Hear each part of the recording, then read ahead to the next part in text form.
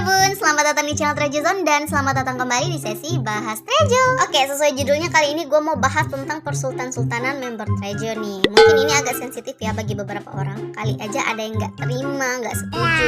Kok si Ujang pertama sih, kok si Bambang terakhir sih. Jadi ini tuh gue bakal urutin menurut pendapat gue pribadi dan berdasarkan informasi yang gue dapat. Jadi ini tuh versi gue. Jadi kalau misalkan ada dari versi kalian sendiri ya silahkan tulis di kolom komentar. Oke. Jadi ini tuh gue bakal bagi dua biar nggak kepanjangan. Pertama gue urutin berdasarkan latar belakang keluarga, kedua gue urutin berdasarkan individu. Jadi yang pertama gue bakal bahas berdasarkan latar belakang keluarganya dulu. Oke, yang pertama, jika dilihat dari latar belakang keluarga, udah pasti gue bakal taruh Doyong di nomor 1 sih. Ya, dilihat dari lingkungan tempat tinggalnya aja udah kentara banget nih, anak orang kaya. Dan kita semua tahu Doyong lahir dan besar dari keluarga dokter, mulai dari bapak, ibu, sampai abangnya tuh dokter. Dan seperti yang kita tahu juga, dokter ini merupakan salah satu pekerjaan dengan gaji tertinggi di Korea Selatan.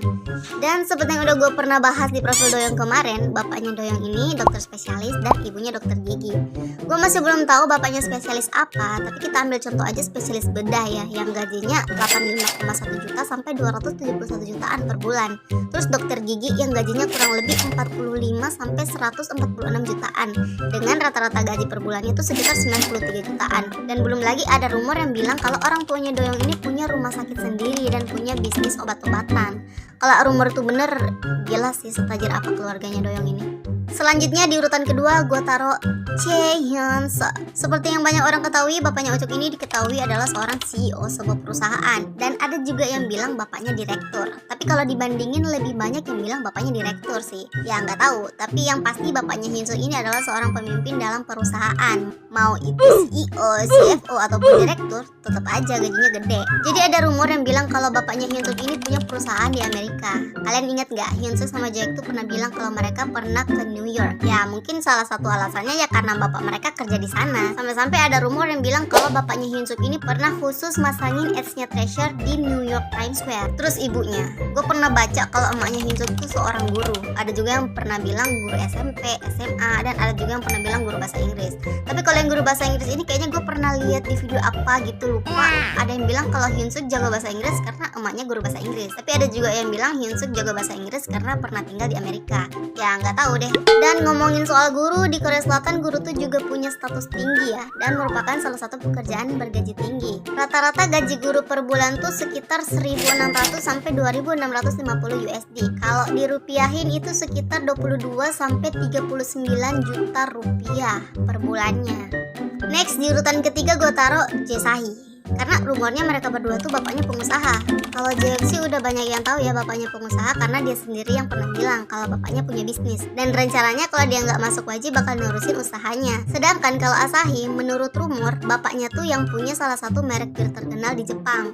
Gue jadi keinget sama web dramanya Treasure yang ini. Di sini kan Asahi bapaknya pengusaha bir kaya raya kan. Nah karena drama itu makin banyak yang percaya kalau bapaknya Asahi itu pengusaha. Jadi sebenarnya rumornya tuh udah ada dari lama ya, ditambah lagi muncul drama ini. Jadi fans-fansnya bilang kalau dramanya itu sebenarnya menggambarkan kehidupan asli mereka yang agak diplesetin dikit gitu biar nggak terlalu mirip.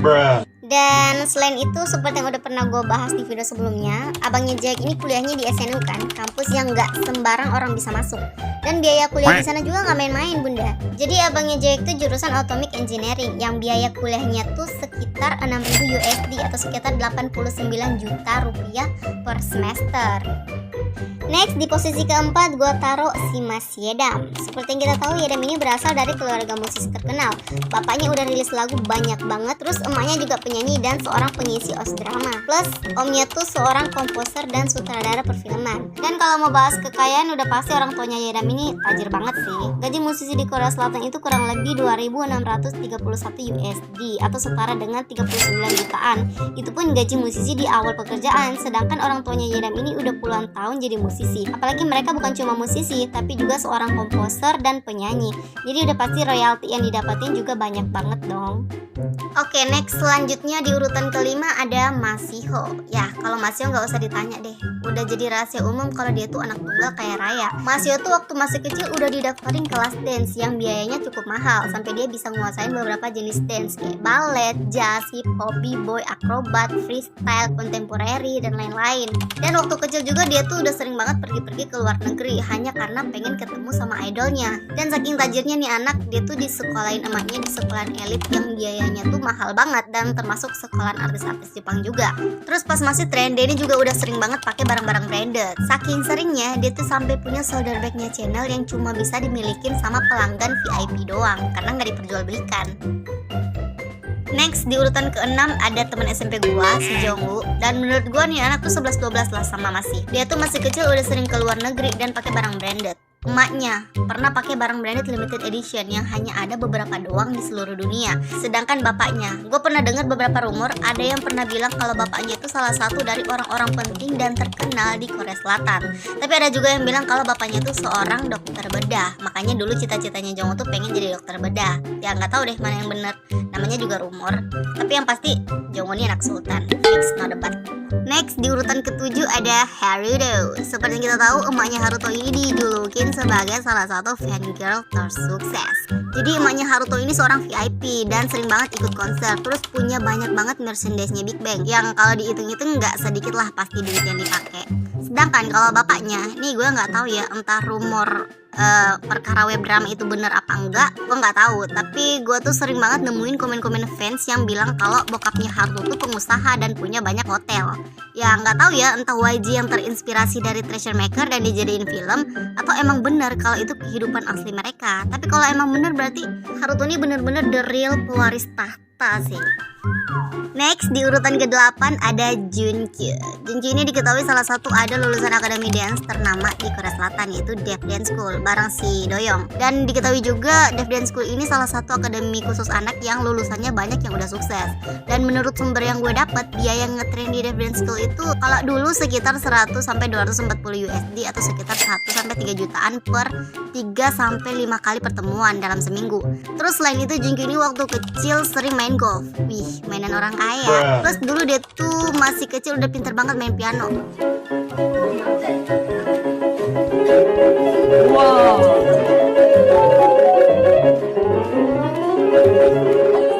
Udah kayak titisan Beethoven anjir. Dan setahu gue kalau orang-orang kayaknya Korsel tuh emang biasanya suka ngedaftarin anak-anak mereka tuh kayak les musik atau minimal bisa nguasain satu alat musik lah. Dan udah pasti biayanya juga cukup mahal bunda. Dan gak cuma tentang musik, seperti yang kita tahu Junkyu ini dulunya seorang aktor dan model cilik. Plus dia tuh juga punya 2 kucing peliharaan yang harganya fantastic baby. Jadi kucingnya Junkyu itu jenis Sphinx sama Turkish Angora yang harganya tuh sekitar 600 sampai 2000 USD. Dan kalau di rupiah itu senilai 8 sampai 29 juta cuy. Buset, kucing doang woy. Next di urutan terakhir ada Jihoon, Jonghwan sama Yosi. Ini gue taruh mereka paling terakhir bukan berarti mereka yang paling miskin ya. Weh anjir, gak ada yang miskin di Treasure. Anak-anak Treasure tuh sultan semua woy. Ya kali, gue tuh cuma gak dapat informasi yang cukup aja, makanya gue kebelakangin. Kalau yang lain kan banyak rumornya tuh, tapi mereka bertiga ini sulit banget didapetin gitu. Jadi jangan pada baper deh. Oke, jadi mungkin kalau si Jun udah banyak yang tahu ya kalau bapaknya itu tentara, tapi nggak dengan si Jonghwan yang ternyata bapaknya juga tentara. Nah, ngomongin tentara, gaji tentara di Korea Selatan ini sekitar 2.354 USD. Jadi kalau di rupiah ini tuh sekitar 34 jutaan. Itu pun standarnya.